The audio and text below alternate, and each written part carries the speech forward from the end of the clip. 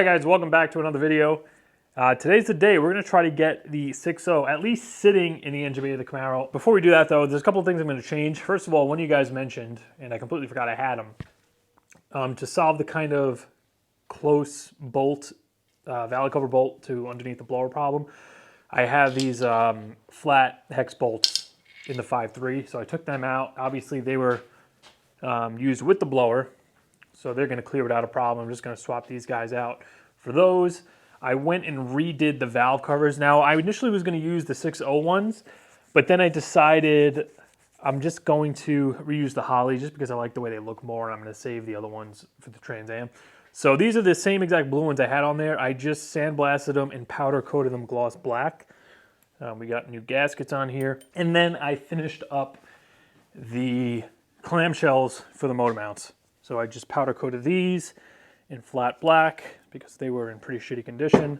So let's go ahead, swap out the valve cover bolts, get the valve covers on and torqued down, get the coils on, get the motor mounts on. Then I'm gonna go grab the engine crane and yeah, we'll drop this thing in.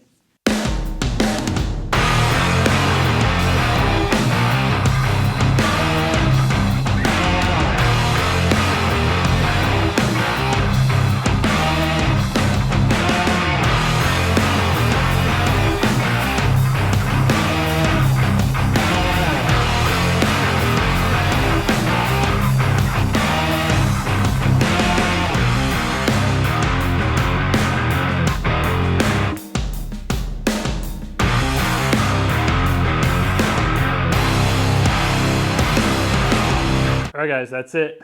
Motor's done, ready to go in. A few more things left to do. I'm gonna throw the clutch and everything on when it's on the car, just because I don't feel like having to do that when it's dangling from the engine stand. Spark plugs are gonna go in after the headers are in. Water pump actually has to come off, so I'm gonna pull that off quick before it goes in the car because we need to attach the AC bracket and then the water pump goes in front of that. Throttle body, I don't have screws for. I gotta get some long ones. Our motor mounts are in place. All the coils are secure.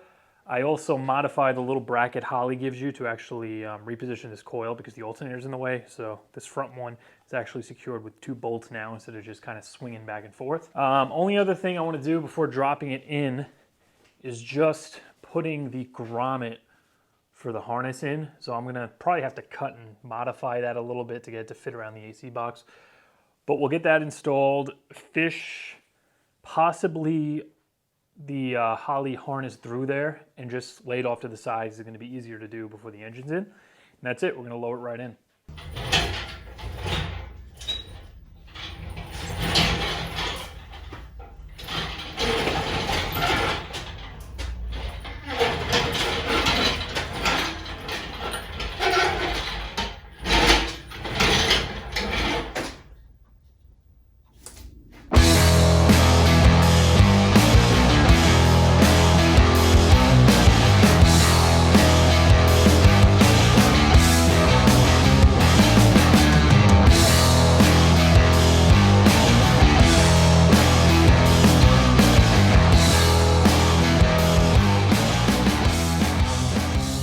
All right guys, so just like that, the motor is in. I put the bolts through the mounts. So right now I'm just gonna go run the Holley harness through the grommet there before I put the headers on. I had to actually look at the instructions to see how much of that actually has to get fished into the car.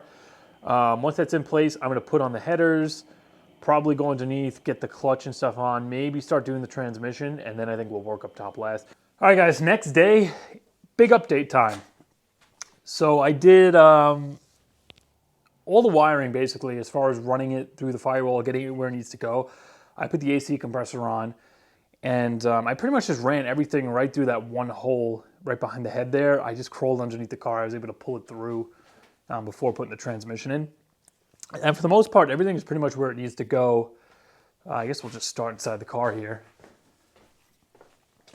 So the PCM, so the Holley PCM is going in the same spot that I had the factory one. It's the factory one, well, the factory LS1 one is up in the dash here. I'm gonna put the Holley in the same place. We have the thick main Holley harness going through that grommet. These stray wires down here go to the gauges, so it's like tack output, I think coolant temp, stuff like that, that I have to run over to the 3rd gen gauges.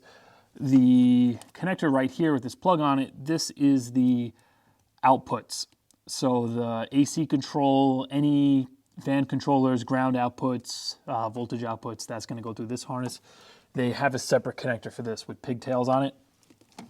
This here, I believe, is for the alternator, for the voltage trigger. I got the sloppy Holley alternator harness that I have to actually run. I think that's going to plug right into there.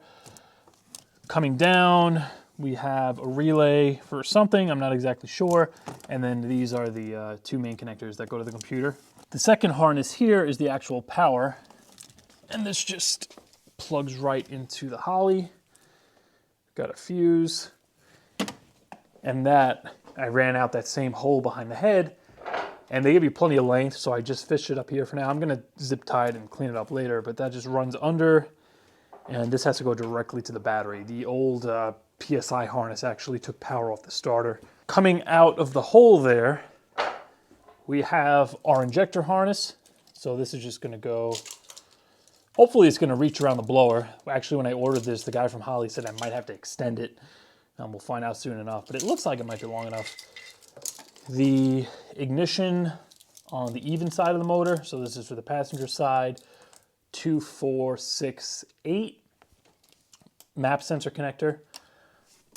Oil pressure. I'm actually using the truck sensor for now because the Holley plugged right into there, and I figured probably better off monitoring oil pressure through the Holley than relying on the factory wonky gauge because, first startup, I want to make sure oil pressure is accurate, and the best way to do that is going to be through the Holley.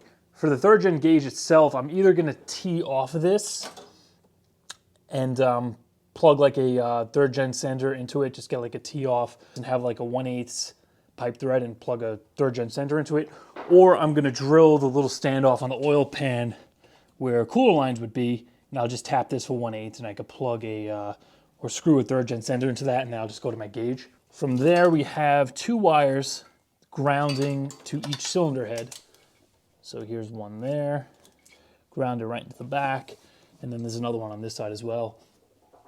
Wideband is somewhere. Wideband connector is right here.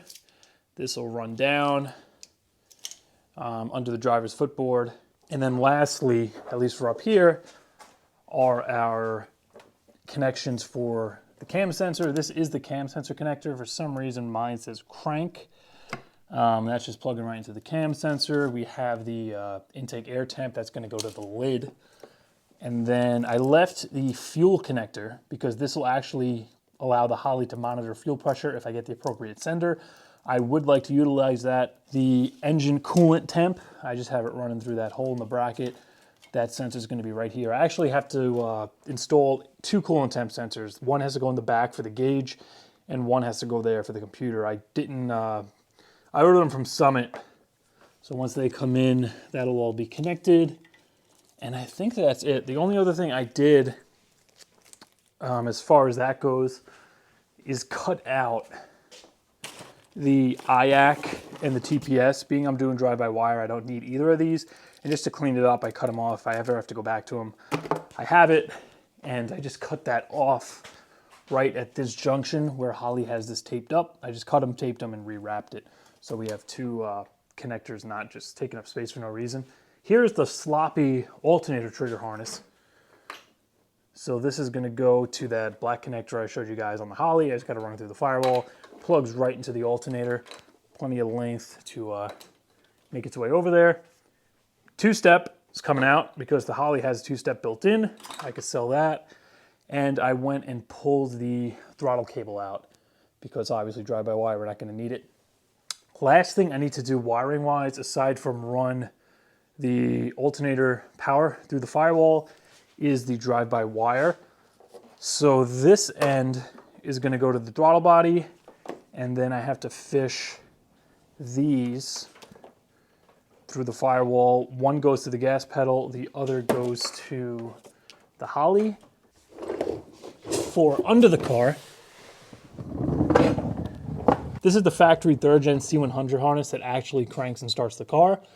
I just wrapped it in some foil tape. This is going to run over the bell housing, go to the starter. 2 starter connectors there, and then this has to go up to the HVAC. That's a power wire from the factory 3rd gen wire to the factory 3rd gen AC harness. Here's where all the wires are coming out. You could kind of see that head ground up there on the passenger side. There's our driver one right over there. Knock sensors are plugged in. I just turned them backwards because I had them facing wrong before. This all comes already heat shielded from Holley. Other knock sensor comes down with the crank sensor in that same harness. And we have our passenger side knock sensor and the crank sensor plugged in. So starter's ready to go in. I also moved my battery wires. Before, with the PSI harness, I had them running under the motor mount because for some reason they weren't long enough. I don't remember why the hell I did that, but now I have them running between the oil pan and the cross member, which is a lot better. And I can actually get the ground somewhere. I don't know actually where I'm putting the ground yet. It's probably going to go to the lower motor mount bolt. And then the power will just go right to the starter. So that's all good to go. And that's basically it from under here. I'm pretty much ready to get the scatter shield on, flywheel, clutch, all that good stuff. And the tranny could go back in. And then obviously I do need to put a drive-by-wire gas pedal in there. It's a little bit tight to get over there, especially with the fixed back seat and the bracket I have in there. I can't slide the seat back.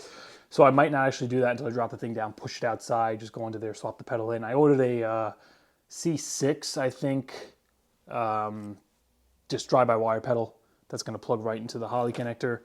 And that's basically going to be it for throttle. We have no more cable. And everything else is pretty much together as far as wiring goes. So I'm just going to go knock more of this stuff out, get the rest of the wiring done, maybe finish up front, and then get the transmission. I'll check back with you guys in a few. All right, guys, last update before I start to close this video out. All I did was put the plugs in, and I got the wires ran. So we have the drive-by-wire harness coming out. I have the sloppy alternator harness neatly routed behind the alternator. That's going through the same hole. So all the wiring is pretty much done. All I need to do is screw the O2 sensor into the header, plug that into the main harness, and then everything else is just running my wires to whatever gauges I want to use in the factory cluster, as well as just plugging everything into the Holley, you know, plugging it into the fuel pump and stuff like that. But as far as the routing, plugging in the sensors on the motor, everything's pretty much done until the blower goes on and I can connect the injectors and stuff. So as I finish cleaning up my plug wires, you guys know I've been having some catch can issues. So they were just covered in oil and just gross shit. So I'm cleaning these guys up before I pop them on the motor. Let's talk about goals for this car, because I don't think I actually mentioned anything to you. So basically, when this started out,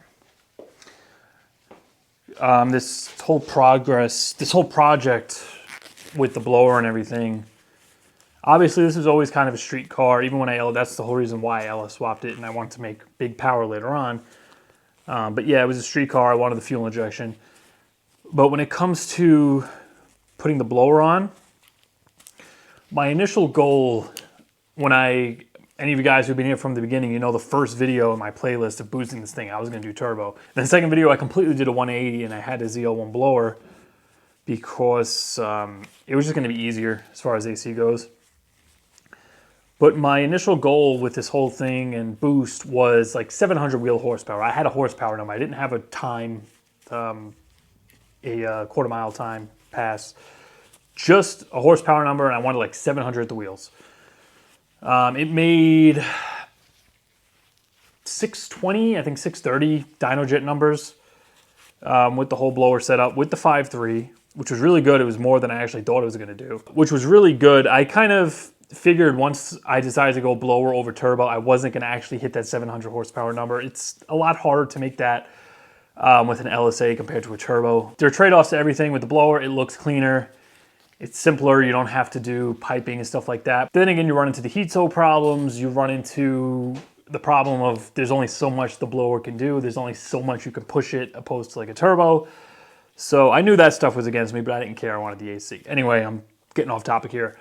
My goal was a 700 horsepower. I didn't quite hit that number, but the car did way better than I thought it was going to do with the track. I was expecting this thing to do maybe low 11s. First hit out on drag radials, it did like a 10.8 at 133. So I was in the 10s, which I wasn't expecting to really do right away with this thing. So I was happy about that. That kind of just made me forget about the wheel horsepower number, and that's it. I had a 10-second stick shift street car. Now, since I'm doing this whole 6.0 thing, my goal for this is a 9-second pass. So I want to, even if it's just a 9.999, just tick off something in the 9s with the LSA and the stick shift. It doesn't have to essentially be this transmission. It's going to stay at T56, but if this thing kicks the bucket, I want to put a Magnum in it. So if that goes, you know, I'll change the transmission. But yeah, I want a 9-second, even if it's just barely a high 9-second stick shift, daily drivable, full interior, AC, nothing sacrificed street car. That is my end goal with this new 6.0 kind of setup. And with the LSA blower, if I can make that happen, from there on out, we'll see where that goes. You know, we got the Trans Am to build. I want to do stuff with the Tahoe as far as power goes. If this was an auto, without a doubt, it would be able to do it. I mean, the power is definitely there, even for a stick shift. And the weight, the car's like 3,800 pounds, I think, with me in it. So the power and the weight is there for me to do it, even with the stick shift. It's just about getting the car to, you know, hook and dial everything in. Worst case, even after torque arm and stuff, we're ticking off maybe a 10.0, a 10.1, we're right there. I might just say fuck it at that point and do a 10.5 lower, bring the boost up a little more to see if that'll push us to meet our goal. But yeah, once that happens, this is gonna kind of go on the back burner. I'm just gonna drive it, you know, on the street, enjoy it. Leave it where it is, probably work on the interior, seats, maybe carpet, stuff like that, really spruce up the interior, gauges, stuff like that. And that's gonna be it for this car for a little bit. Then we'll start getting to the Trans Am. But yeah, that's pretty much my goal for this thing. Let's see if we could do it with this new setup. The clutch can do it. Transmission's totally stock. Wouldn't be surprised if that cocks out, but like I said, we'll put a Magnum in it. Obviously, I'm ditching the drag radial. I'm going to a 28-inch slick. I'm gonna need a 28-inch because the car is mile per houring, like 133 before. I was right on the verge of having to go to 5th, right at the top of 4th. So with this new setup, there's no way I'm gonna be grabbing 5th again like I had to do initially before I went to the S60 when I had 411s in it. So 373 gear, 28s, that should give us up to like a 143, 144, I think, top speed in 4th, and that should be enough. But yeah, quick little outline for my goals for this thing so you guys know where we stand. Next video, we should be starting it up. I'm just gonna blast through everything from here on out. Actually, no, before the startup, I think I'm gonna make a video on my new exhaust setup. I'm going to totally gloss over the transmission, gloss over putting the blower on. I have a playlist when I initially did the blower swap that you guys can look at. You see me pull this transmission so many freaking times by now. It's getting a little repetitive. But yeah, I'll check in next video when we're doing the exhaust. And then after that, we're going to be starting it up. So once again, guys, hope you enjoyed this video. More Camaro stuff to come. Once this is running and out of here, we're going to dive into the Trans Am. So I want this thing running out, have the space to do work. If I have the Trans Am apart, that I can kind of bring something else in on that side if I need to do oil or whatever, and then that content's going to be coming back. So for now, that's going to do it for this one, guys. I'll see you in a few days.